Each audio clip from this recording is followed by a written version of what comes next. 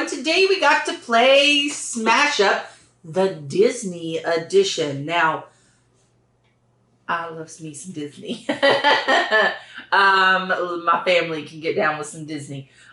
So when Randy said this existed, I was like, well, of course we need this. Yes.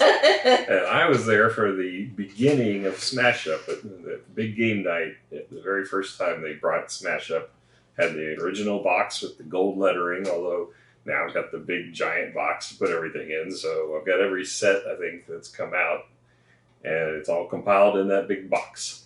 Yep. So let's talk about this particular version, though. But before we get into it, don't forget to hit that subscribe button and that notification bell, because board games are amazing. And that's what we do here at Legends of Nirvana. Now, Randy, can you tell us more about Smash Up? Sure. You already said you were there. So are we talking like Stone Ages? Not Stone Ages. It's not been around that long. Now, this is, all I have is the date of this one, which is 2022. This year release. I didn't go back into the Wayback Machine to see what year it was. I was just teasing you on it, to be quite honest with you. Yes, it was. There was light. There was electricity back then. Are you sure? Pretty sure. Okay. This currently is so new, it does not have a Board Game Geek rating or rank yet. So it's fairly brand new. 2 to 4 player game, 30 to 60 minutes average length, and that's probably a little heavy. I mean, 30 minutes I think is probably about right. I guess with more players it could go longer though. Age 12 and up, designed by Sean Fletcher and Paul Peterson. Paul Peterson was the original designer of Smash Up, and he's still with them. Art is Rick Hutchinson and Delaney Mamer, and Francisco Rico Torres. Published by the Op, but with partnership with AEG, who's the originating company for Smash Up. A miniature market, it's selling for $34.99, and it's out of stock. But Card House has it in stock for $30.99, so it's actually $4 cheaper, and it's in stock. So go check them out if you're interested. So let's talk about quality components. This is Smash Up. Yeah, same typical what you expect. Cards don't have a linen finish. They're smooth. But they're glossy, but they're good thickness. They're good thickness. I love that they started doing these dividers. They did it several sets back and went back and retroactively created dividers for all the old sets when they released the big box.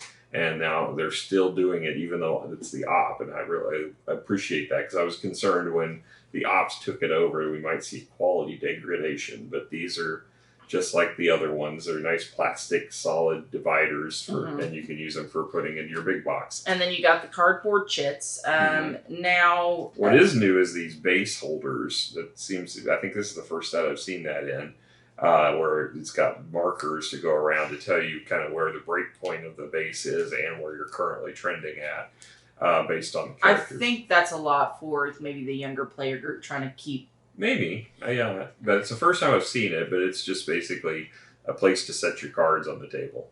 Well, and then the counter, right? So I think the counter's kind of useful. So, and that's what I was saying for the younger players. That counter makes a lot of sense, but it's also, it helps me not to have to do math every single time. So, but I ended up doing math multiple times because I was like, did I move that? I don't know. I don't remember. Yeah, well, that's I'm not sure they're as effective, because of that, plus the fact that you're going to have to figure out who won each time or who's winning at that base, which means you have to look at each individual players and tally them up to figure that out anyway. So I'm not sure how effective having one marker that moves you along. It might have been more effective to have a marker for each player's strength. But, you know, beggars can't be choosers. This is the first time it's in there. So, well, they're trying to figure it out, right? Yeah. See how useful that is. And that's more functionality. Now, because this is not, well, I guess going into theme. Well, before we go into theme, because then we'll talk about the different decks that are available.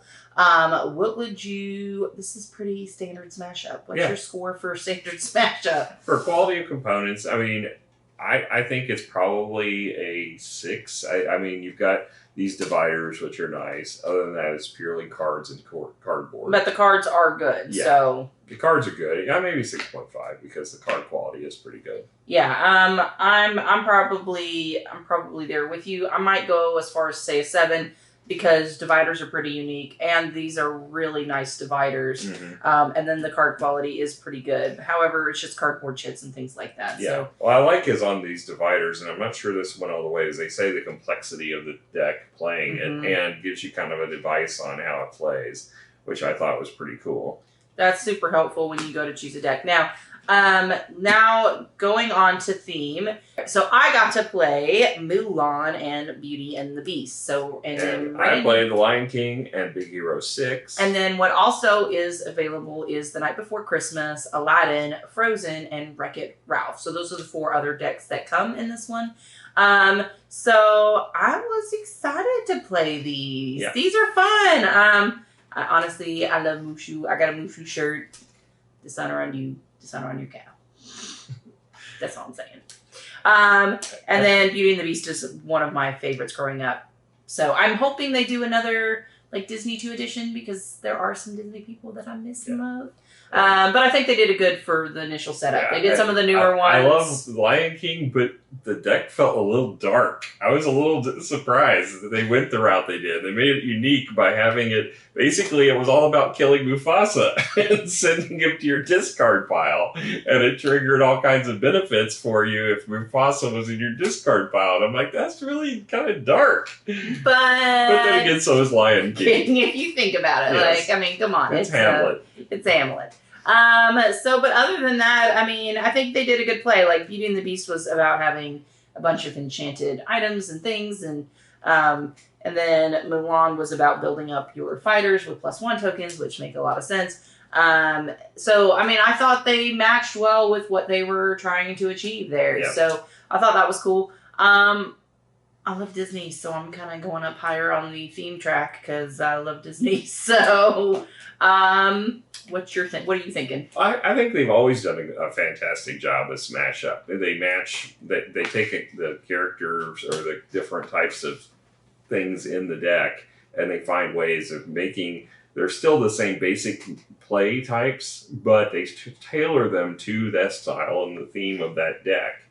And I think they do an amazing job considering they also have to mash it with another deck and have them be playable. You know, occasionally you get a bad fit, but most of the time they work pretty well together.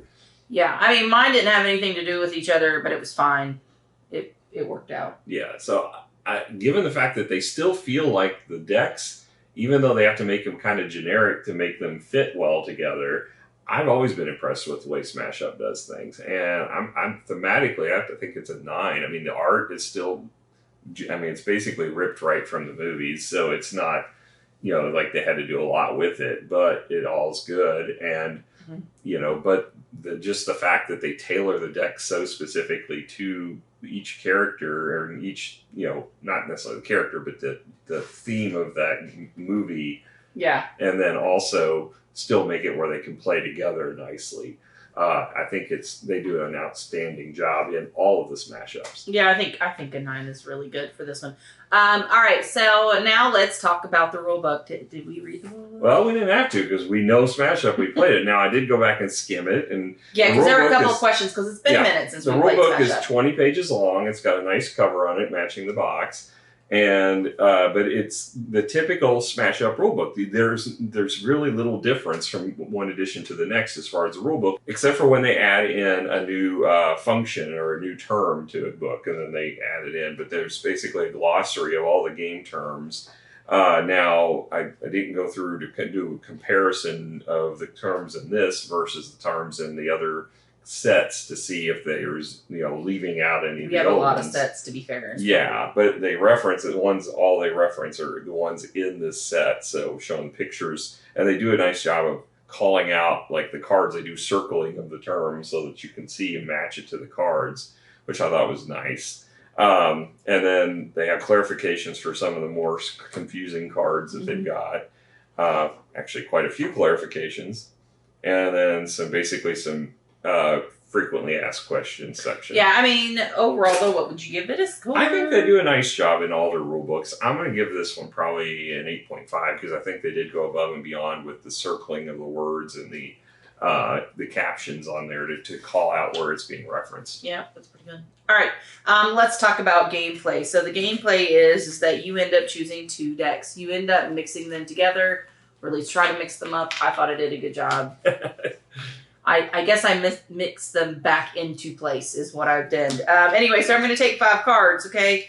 And then during my turn, I am going to play a character and an action unless I do something to make that happen. You have the option of playing. Yeah, you don't have to. You don't have to, you can. All right, so for an example, I'm going to play the Beast because if Bella's here, since Bella's here, I get a +1 counter on it and on this card. So I will do that. So I basically am going to follow the text. Now, there is a difference between when played and what they call a talent. A talent can be used once a round, and so just keeping track of that. So you do the action that is on the card. Then you get to play an action. So this one lets me play another one, another character with 3 or less. So say if I do that, I follow its action. But then I'm going to go and decide to do talents. Now I can do any of these in any order, right? So I can trigger talents first before I trigger my characters, before I trigger my action. Any of that is... So anyway, I'm going to play all the cards that I can play or want to play or can play based on the rules. And then I'm going to draw 2 more cards. And then I'm going to see if any of the locations break. Now, what does that mean? That means that they have the point value that is shown here in this top threshold corner. that if everybody, you don't just tally your own cards, you tally all of the cards at that base. Yeah. Now, one thing to consider is that all the bases have some special text down here at the bottom, so it does matter, and some affect when you play a character into that area, some affect every round do X, so just kind of keep paying attention to that. All right, so when it does break, in this case, it did break. I have more than 25 points here. Randy only has 4, so I won the big prize. So in that case, since I triggered the break, the first place gets 5 points, so I would get 5 points. Randy would get 3 because he does have something there. And then if there were a third player and they had something there, you basically go from least to greatest, or greatest to least. There you go. Sometimes the bases in these games will have the middle one be worth more, or the last place. Yeah. They have different values, which is kind of cool. Well, like this one, the first and second's the same, right? Yeah. So in that case, just kind of keep that in mind that it's, just pay attention to those different bases. This game is really straightforward to play. If you're accustomed to card games, this is not a hard one. It's definitely a light to medium, but probably on the lighter side. It's not It's not an entry level, I don't think, but it's close. You could definitely, if you are are fluent with card games, you could probably learn this pretty easily. Now it says ages 14 and up. Now with the verbiage. Well, in Board Game Geek, it was listed as 12 and up, I believe. On the box, it says 14 and up. With the verbiage, though, it's basically that the person who has to have really good reading capability. Yeah. But I do think Sarah could play this. Yeah, there's a lot of text, and because we would help her read. You would have to, she probably wouldn't understand what all the keywords are, and you'd have to explain. But this is a good starter game if you're trying to get into something like Magic or something like one of those heavier right games. Well, and you could give them like the low level ones, and that's just it, right? They say on here this one's a complexity low, right? So giving those low complex, because I think there's a couple of decks that are straight up big baddies, and but you don't modify. So you could get something that's a little more tailored to some of these younger ones. I do think she could play this. In fact, I hope we do get to play with her because I think she'd like the theme. So that's pretty much the game. Whoever gets to 15 victory points first wins the game, or the most. Well, right? After you score a base, you replace the base, and all of the other cards go back to your discard. Oh, yeah. Unless there's other cards that break those rules, which happens a lot. Yeah, so basically, once I broke that one, they would go in my discard pile. That's my hand. And then we would take that, get rid of that, and put a new base up there. Yeah, and his would go away too. Yeah, mine would go away too. All right, and then the breakpoint would change. This would go to 0, and that's how that works. Okay, so overall, it's a cute little fun game. Mm-hmm. Yeah. Giving it a score. I mean, Smash Up's always been a great game. It's aged well over the years. I mean, it's still popular. I will say it has aged well. It has done very well on that front. Yeah, I mean, I think the concept of Smash Up was so unique when it first came out. You know, I don't know how unique it is now, but it's still, you know, to me, one of the best of the bunch of the so card games. So gotta be careful. We gotta remember this is just the Disney edition, not I understand Smash that. Up in general. But there's not much difference. One score applies really to all. I mean, they're all the same.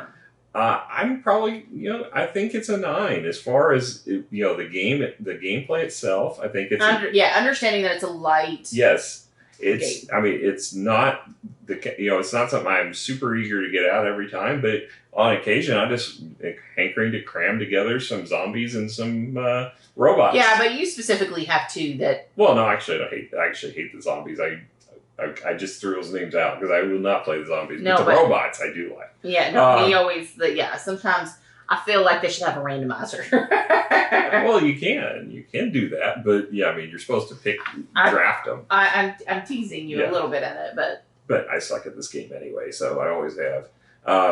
Anyway, I think it's, you know, it's always been a great game, and it doesn't get any older or staler, you know, with each edition it's come out. And I was concerned when Op took it over because Op, you know, releases a lot of fairly, or at least historically has released a lot of fairly bland, you know, the kind you find normally at Walmart and Target and all of that kind of games. But they've really upped their game lately. They've been getting more into the more realizing there's a whole world out there. Yeah, they have. They've stepped up, and so whoever's ever in charge of projects, good job at. Yeah, and I think it's good that they still got the partnership with ADG to do it. You know, so that ADG still got a relationship with them, and I think that restricts it to keep the quality, which is good because this is the flagship product really for AEG. I mean, is it because Op just has a bigger network and it's so popular? Well, is that why Op was involved? No, I think it's because they have the IP. Oh, yeah, fair enough. So I mean, the characters and everything from the AEG Smash Up are always kind of generic, you know, trolls and wizards but you couldn't have a. I like me some ponies. Yeah. So magic ponies. They were pretty princesses. Yeah, pretty. Yeah, they had all of those. But I love the cutesy ones. Yeah, they've released Marvel and they've released Disney now that they've been with the Op. I don't think we've played the Marvel. We have not. We've got it. I've already, I think, integrated it with the rest of the sets. Yeah. So, all right, guys. Well, thank you so much for joining us. We had an absolute blast today. Coming out with us again, please. Thank you. Bye. Bye.